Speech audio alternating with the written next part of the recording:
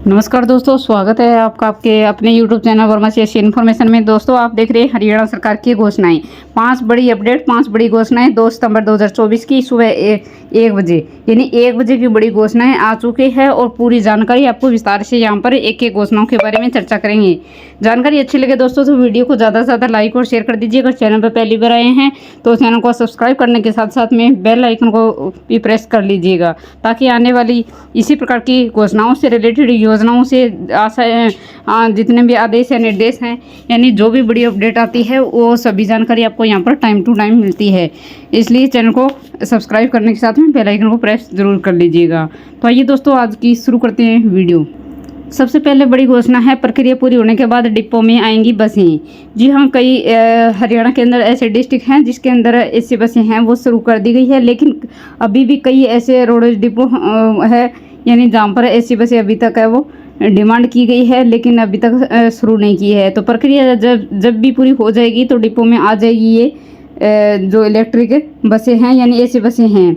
गर्मी के मौसम को देखते हुए यात्रियों ने जिन डिपो में एसी बस लगाने की मांग की है, यानी जिन डिस्ट्रिक्ट के अंदर ऐसी बसें नहीं हैं और अब उन्होंने मांग की है, जिन से चंडीगढ़, दिल्ली, गुरुग्राम जैसे लंबे रूट के लिए ऐसी बस चलाई जाए।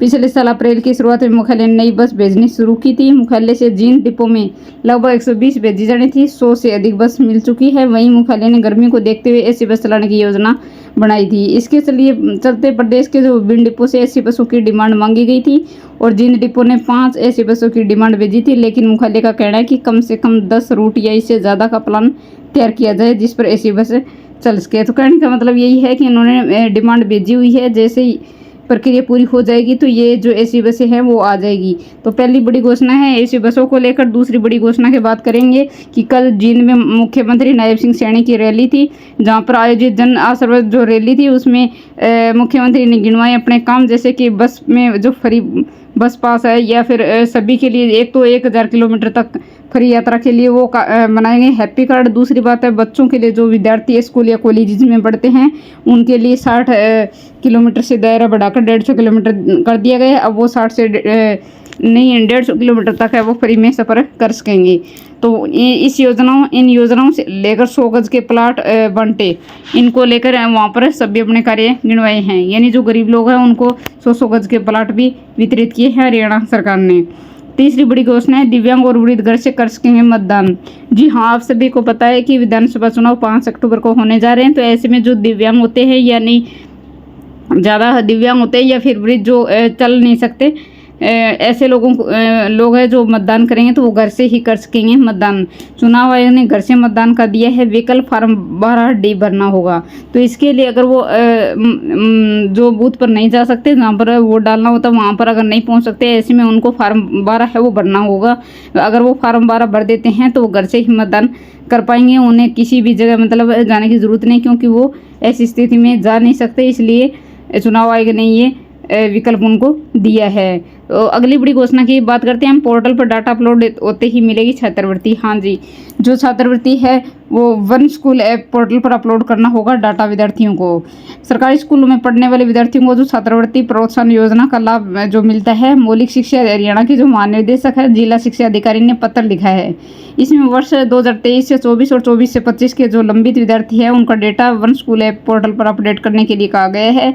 9 सितंबर तक पोर्टल पर डाटा अगर अपडेट हो जाता है तो उसके बाद है अपडेट डाटा अपलोड होने पर ही छात्रवृत्ति उनको मिल पाएगी, क्योंकि डाटा जैसे अपलोड हो जाता है उसके बाद उनको छात्रवृत्ति मिल जाएगी। बिना डाटा के तो आप सभी को पता है कि कोई छात्रवृत्ति वगैरह नहीं मिलने वाली है।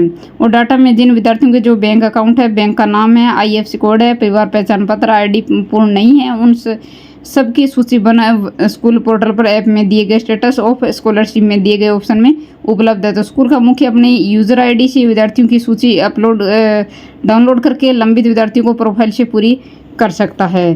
तो ये थी छात्रवृत्ति को लेकर, यानी जो विद्यार्थी पढ़ रहे हैं 23 से 24 और 24 से 25 के जो भी विद्यार्थियों का डेटा है वो वन स्कूल ऐप पर पोर्टल पर लोड करें ताकि वो उनको छात्रवृत्ति मिल सके। अगला बड़ा अपडेट है वैकल्पिक पहचान पत्र दिखाकर मतदान कर सकेंगे मतदाता। जी हाँ, आप सभी को पता है कि जब चुनाव होने हैं तो उसमें आप या तो आधार कार्ड या फिर जो अपना वोटर कार्ड लेकर जाते हैं जहाँ पर आप वोट डालने जाते हैं। तो ऐसे में विधानसभा चुनाव को लेकर तैयारी में जुटा जिला प्रशासन। 5 अक्टूबर को चुनाव, 8 को होगी मतगणना।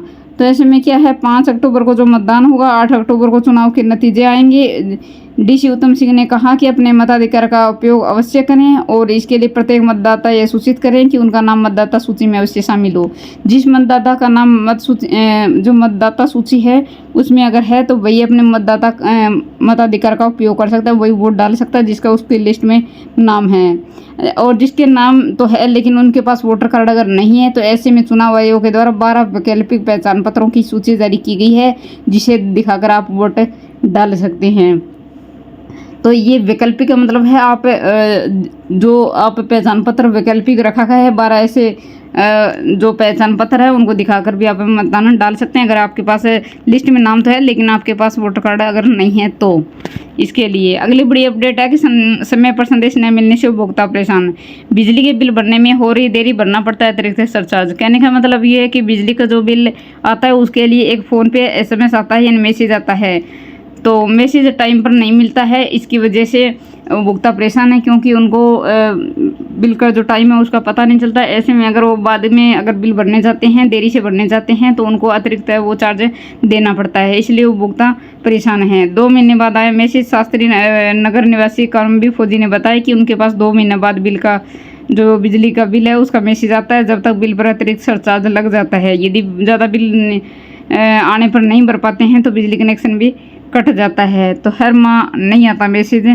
तो इन लोगों का, उपभोक्ताओं का कहना है कि अगर मैसेज टाइम पे आए तो वो टाइम पर अपना बिल है वो पे कर सकते हैं और ऐसे में उनको ज़्यादा है वो सरचार्ज देने की ज़रूरत भी नहीं पड़ती। तो ये लोगों की समस्या है, दिक्कत है।